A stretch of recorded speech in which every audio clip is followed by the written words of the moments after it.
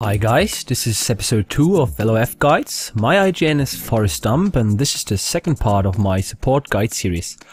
Before I start with the actual guide, I just want to say thank you to all the new subscribers I got and all the people who gave me kind words and constructive criticism. It's much appreciated.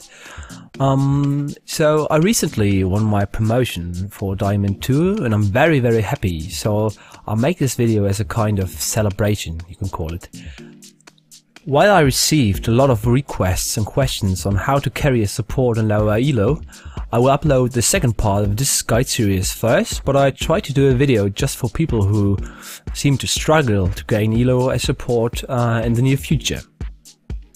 If you want to watch the part 1 before going into this video, just click on the annotation in the upper left corner of this video. Here you can see the table of content once again, just for your personal orientation. And in this video I want to discuss chapter 4, 5 and 6. So we can start with chapter 4. Experience and farm, or in other words, why it is so important to get level 2 earlier. There are certain champions that gain a big opportunity to engage or to see the enemy by getting level 2. For example, Thresh, Leona, Blitzcrank, they all get spells that give you a certain window where you can push the enemy out of the lane or where you can engage on the enemy, where you get advantages just by leveling up. In this video, for example, we are Thresh Varus against Leona, mainly, which is the problem for us, because if I hook the enemy AD carry, Leona can just engage onto Varus. So we have to do something to negate this natural advantage of their lane. So we plan on pushing the lane slightly to get level 2 earlier. Since we already completed a successful gank, which gives us a huge experience advantage, we can do that without any fear. Varus does it, he pokes while he's doing so, and we get level 2 earlier and we can zone them out. So the lane is already in our favor, which is in all kinds a good thing. But there are certain times or situations, moments in the game, in the early game, where you do it wrong. For example, in this footage. Varus is trying to poke Vayne, so we can deny experience, while I took E, which is of course in a good poking spell, a good spell to poke, but he gets poked back and baited by the Janna shield so hard that he's kind of taking a huge chunk and is getting pushed out of the lane, it seems. What can you do when this already happened? Your AD carry is low on HP and the enemy AD took nearly no damage. Well, there is a way to gain at least an equal lane back. You tell your AD to push the lane. It means he won't just be sitting there last hitting, he will attack constantly and he will push the lane by doing that, because the minions will lose HP faster and they will get pushed to the enemy turret naturally. So what do you do while your enemy is doing that? You take the harass, which is meant to be put on Varus. So he doesn't get any more damage, that's obvious, and you can trade back because you have pots to gain your HP and mana back, and you make the enemy support and AD carry focus you, so your AD carry can lifesteal back up and maybe you can put some damage.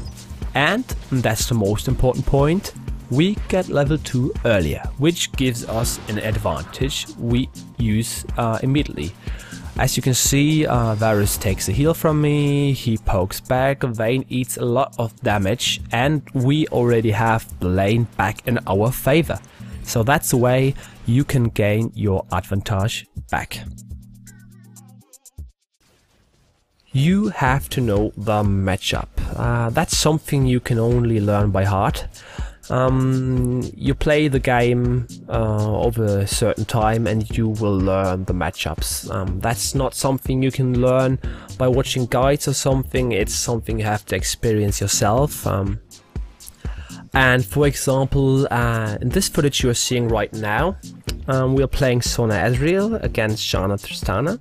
And I put up a little chart to show you what I mean by knowing the matchup. I figured out before the game started, we have superior poke, we have a kind of spammable heal, and we have a high mobility ADC. On the other side there is superior CC, a bursty ADC, and a high utility lane provided by Janna. While taking all these points into consideration, we can figure out what is the thing we got to do to win this lane. Obviously, we want to take our advantage of being a superior poke comp.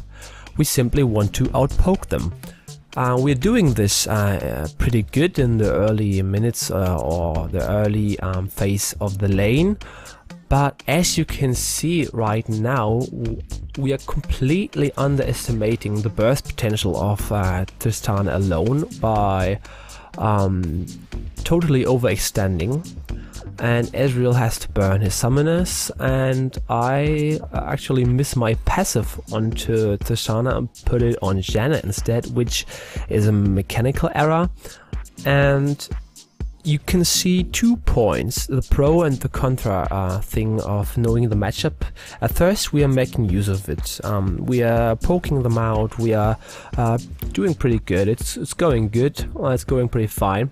And after doing pretty fine, we are doing complete shit and losing the lane by underestimating the enemy and overestimating ourselves. Ezreal is taking too much damage, she gets knocked up, takes a shot, I burn my flash for free. This is kind of a perfect example of what knowing the matchup means. Never underestimate yourself. Never underestimate the enemy, never overestimate yourself, never overestimate the enemy. It's a perfect balance of what can I do, what shouldn't I do, and what is completely retarded, what should never happen at all.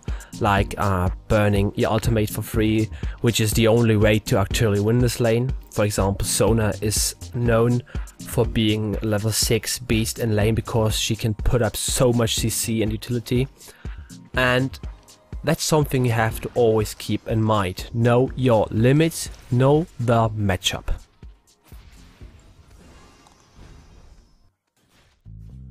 Why is it so important to communicate with your team about bot lane? Well, there are certain points that are pretty important for your jungler or your roaming mid laner to know. For example, which summoners are burned, do you need a gank, is the enemy playing pretty overextended and careless, where are wards, how high do you rate the kill potential on the enemy. These are all things you can keep track of. You have to put down timers and so on. I will go a little bit more in depth about that in another point of this guide series. But at first I want to say, if I'm jungling, I always want to know what is going on bot lane, because there are 4 people of the whole game involved in this lane, and it's one of the most important lanes to win games in solo queue. So as you can see in this footage, Leona told me beforehand that neither Janna or Ashe have flash. They don't have any protection beside having barrier up on the part of Ashe, so it's an easy gank. You just have to land your CC, and as you can see, I hit Janna with my cocoon, and she is just that immediately. That's a successful gank. Our ADC got a kill. So you have done your job as a support. You told your friendly jungler what is going on bot lane. She told me where are the wards you can enter from the tri bush. I just pinged it for you. There aren't any wards, they can't see you, they have no summoners, it's an easy kill. it's just easy like that. There's no such thing as I had no time to write it down. There's always time. Do it when you're back, when you're walking back to lane. There's always time to keep track of the things you need to know, such as summoners, how's the lane going for you or the enemy, where are wards, how high is the kill potential. Just keep those points in mind. There's nothing more to say about that. Communicate as much as possible. So this was the second part of my guide series of LOFguides, and I want to thank you for watching my video. I hope you liked it. You can give me a thumbs up or even subscribe if you want to. I will release a lot more videos in the future, not only this guide series. As I said in the intro, I want to make a video about how to carry in low elo as support. And once again, I want to excuse myself for any language or spelling errors. English is not my native language. So yeah, see you guys in the third part.